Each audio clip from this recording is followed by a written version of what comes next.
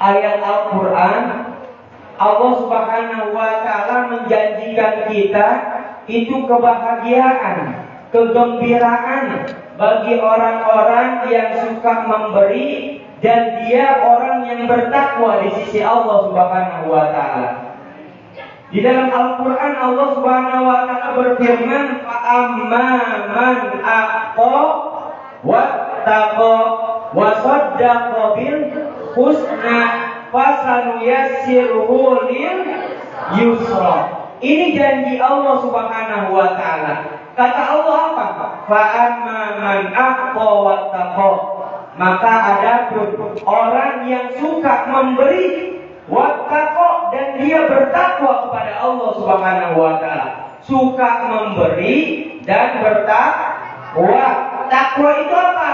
Menjalankan perintah Allah, menjauhi larangan Allah. Itu secara umumnya. Dia suka memberi dan dia bertakwa kepada Allah Subhanahu wa Ta'ala. Wa saddaqa bil husna, dan membenarkan dengan pahala kebaikan. Kalau dia memberikan di jalan Allah, pasti Allah akan ganti. Kalau dia bertakwa kepada Allah, tenang aja, hidupnya akan dijamin oleh Allah Subhanahu wa Ta'ala. Dan membenarkan hal itu semua, kebaikan-kebaikan yang Allah janjikan kepada kita semua, fasanuyassiruhu lil yusra. Maka kata Allah apa? Maka akan aku hadirkan kemudahan baginya. Akan dihadirkan kemudahan. Tapi sebaliknya, orang yang sebaliknya bakhil, enggak mau bertakwa kepada Allah Subhanahu wa Ta'ala, di dalam ayat selanjutnya Allah menyatakan, wa amma mabbakila wastaghna faqaddaba bil husna fasanuyassiruhu lil usra. Ini sebaliknya, orang yang pelit, enggak mau beribadah kepada Allah Subhanahu wa Ta'ala, mendustakan kebaikan, janji-janji kebaikan dari Allah Subhanahu wa Ta'ala, fasanuyassiruhu lil usra. Allah janjikan kepada orang tersebut akan kesusahan. Ini bisa buat introspeksi diri kita. Kalau hidup kita susah, barangkali kita belum bisa berbagi, walaupun hanya sedikit gitu. Kalau hidup kita susah, buat introspeksi diri kita, mungkin kita belum sebenarnya takwa kepada Allah Subhanahu wa Ta'ala. Kalau kita hidupnya susah, buat introspeksi diri kita juga, mungkin bisa jadi kita udah memberi, kita juga udah bertakwa, tapi kurang keyakinan kita kepada Allah Subhanahu wa Ta'ala. Hadirin ibu jamaah yang dirahmati oleh Allah, ada suatu cerita di dalam kitab Al-Usburiyah. Di sana diceritakan bahwa Sayyidina Ali bin Abi Thalib dan istrinya Fatimah Az-Zahra, suatu ketika Sayyidina Ali bin Abi Thalib ini hanya memiliki uang yaitu berjumlah 6 dirham. Itu pun bukan milik Sayyidina Ali, tapi milik Siti Fatimah Az-Zahra pada saat itu. Karena Siti Fatimah Az-Zahra ini 6 dirhamnya setelah diberikan oleh sahabat Salman Al-Farisi. Itu pun diberikan daripada sahabat Rasulullah Salman Al-Farisi, punyanya Siti Fatimah Az-Zahra. Suatu ketika Sayyidina Ali ingin berangkat ke suatu tempat, tapi di sana ada seseorang yang membutuhkan bantuan daripada Sayyidina Ali bin Abi Thalib. Paham memiliki uang 6 dirham, ia berikan kepada orang yang sedang kesusahan tersebut. Dan ia kembali ke rumahnya dengan menghadap Siti Fatimah Az-Zahra yang mengharapkan apa? Mengharapkan makanan dari Sayyidina Ali bin Abi Thalib, karena Hasan bin Husain sangat membutuhkannya pada saat itu. Melihat mendengar kabar Sayyidina Ali bin Abi Thalib ini menyedekahkan hartanya 6 dirham, Fatimah Az-Zahra hatinya sedih, menangis, cuma ikhlas dan ridho. Nangis sedihnya atas dasar apa? Sedih melihat anaknya Hasan bin Husain membutuhkan makanan, lapar. Ini luar biasa. Sayyidina Ali bin Abi Thalib memberikan kepada orang yang membutuhkan, padahal dia masih membutuhkan hal tersebut. Kita jadi ingat firman Allah, lan tanalul birra hatta tunfiqu mimma tuhibbun. Tidaklah seseorang itu memperoleh kebaikan sampai dia bisa menginfakkan harta yang paling dia cintai. Saking luar biasanya menyadari hal itu, Sayyidina Ali bin Abi Thalib pengen main ke rumah Rasulullah. Pengen main ke rumah Rasulullah, nggak ngadu, minta duit begitu apa ya, soal Ali bin dibagi begitu. Di pertengahan jalan ke rumah Rasulullah Shallallahu Alaihi Wasallam, Sayyidina Ali bertemu dengan seorang Arab yang mana membawa unta, menawarkan untanya untuk dijual kepada Sayyidina Ali bin Abi Thalib. Pada saat itu Sayyidina Ali bin Abi Thalib tidak punya uang sama sekali. Apa yang ia tawarkan? Yang ia tawarkan unta dengan harga 100 dirham dan dibayar, diakadkan di akhir, ngutang dulu. Ya, artinya ngutang dulu. Akhirnya unta tersebut dibeli oleh Sayyidina Ali dengan akad yang diakhirkan 100 dirham. Sambil meneruskan perjalanannya Sayyidina Ali, ada yang beli untanya dengan harga 300 dirham. Luar biasa ini. Ngutang 100, ngejual 300, ada yang beli 300 dirham. Luar biasa. Setelah dapat uang 300 dirham dari hasil penjualan unta yang dia beli dengan 100 dirham yang akadnya diakhirkan, tidak jadi ke rumah Rasulullah, akan tetapi kembali ke rumahnya kembali karena menyadari anaknya membutuhkan makanan. Sampai di rumah, Fatimah Az-Zahra tahu akan uang yang 300 dirham. Dari manakah ia mendapatkannya? Begitu.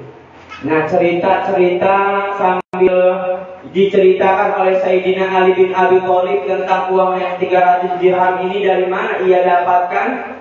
Sudah selesai percakapan itu, Fatimah Az-Zahra pun senangnya karena anaknya Hasan bin Husain bisa mendapatkan makanan dari uang tersebut. Kembalilah Sayyidina Ali bin Abi Thalib ke rumah Rasulullah. Di rumah Rasulullah itu Rasulullah sudah menunggu daripada Sayyidina Ali bin Abi Thalib dan menyambutnya dengan penuh senyuman ketika Sayyidina Ali bin Abi Thalib sampai ke rumah Rasulullah. Semeringah begitu, dengan sambutan disenyumin begitu. Wah, ini makanya udah tahu begitu. Sayyidina Ali bin Abi Thalib disenyumin sama Rasulullah. Rasulullah pun bilang, menceritakan tentang sesuatu kejadian. Namanya baginda Nabi itu apapun ya sudah menjadi hal yang jangankan yang zahir, yang batin pun tahu. Menebak daripada Sayyidina Ali yang semeringah juga, Rasulullah sambut dengan senyuman saat Ali bin Abi Thalib datang. Begitu diceritakan oleh Rasulullah bahwasanya tadi yang engkau temui di perjalanan dan engkau beli untanya dengan akad 100 dirham yang diakhirkan, itu adalah bukan seorang yang biasa, bukan orang biasa, akan tetapi itu adalah utusan Allah yang bernama malaikat Jibril. Dan yang membeli untamu itu orang Arab juga, namun itu bukan orang biasa. Akan tetapi itu adalah utusan Allah, malaikat Israfil. Jamaah ibu anak-anak yang dirahmati oleh Allah Subhanahu wa taala, apa hikmah yang kita dapat dari cerita tersebut? Yang pertama, Bu, yang pertama nih, kalau ibu-ibu mah suaminya kerja kagak bawa duit, ya pulang diomelin, agak dibikinin kopi pulang bisa ya, begitu. Ya bener nggak Bu? Hah? Bener nggak? Itu tadi Sayyidina Ali pulang duitnya Fatimah dipinjemin, dikasih, disedekahin ke orang begitu. Kalau ibu punya suami, duit ibu dihabisin sama suami kagak ada gaweannya, apa yang ibu lakukan?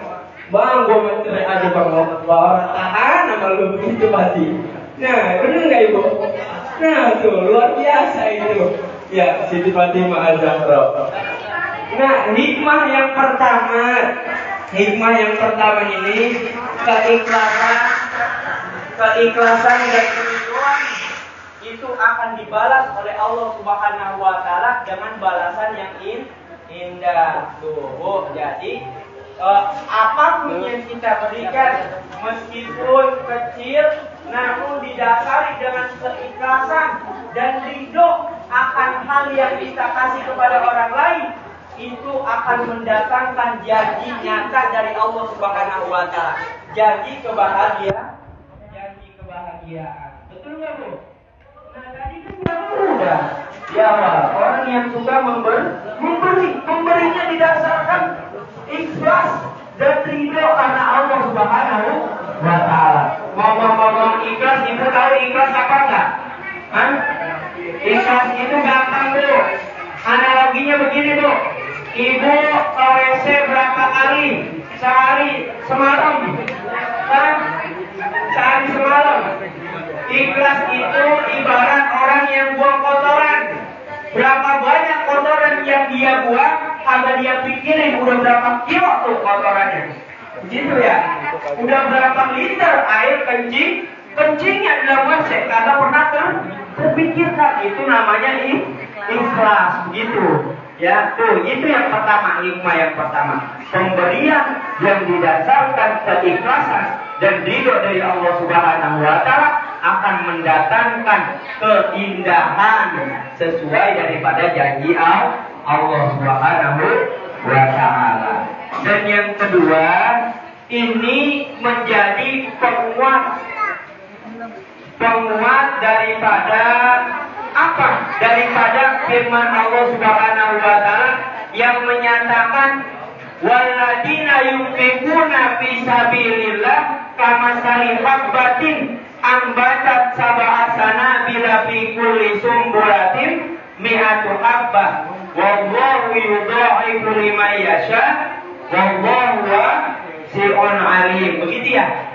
Nah, apa kata Allah? Orang yang menginfakkan harta di jalan Allah Subhanahu wa taala itu perumpamaan seperti orang yang memiliki satu buah benih, yang mana satu buah benih ini akan tumbuh masing-masingnya 7 cabang, yang mana bikulli sumbulatin minatu habbah, dari masing-masing cabang itu akan tumbuh 100 butir. Tuh, coba bayangin, kalau kita infak 1000 secara ikhlas, secara ridho, emang yang kita mampu 1000 begitu misalnya. 1000 dibalas dengan 1000 ini tumbuh 7 cabang.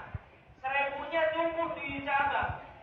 Dari 7 cabang ini masing-masing bernilai 100. Kalau kita infak 1000, dibalasnya berapa coba? 700.000. Luar biasa nggak? Luar biasa. Itu tadi dari 6 dirham sampai 300 dirham. Udah berlipat-lipat gandanya lagi tuh Mas. Ya. Ini janji Allah Subhanahu wa taala. Belum lagi wallahu yudha'ifu liman yasha, Allah melipat gandakan setiap kebaikan seseorang yang yang dikehendaki oleh Allah Subhanahu wa taala. Wallahu wasi'un alim. Belum lagi Allah itu maha luas tuh, maha mengetahui dan maha bijaksana.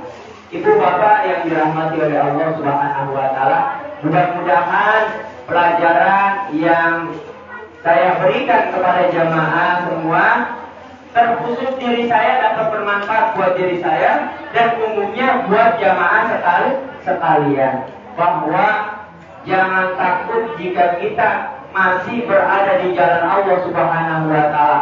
Karena terkadang Allah itu mengutus seseorang yang ada di dekat kita supaya dapat menolong kita gitu. Tadi contohnya malaikat Jibril dan malaikat Israfil yang menolong daripada Sayyidina Ali bin Abi Thalib. Mudah-mudahan bermanfaat.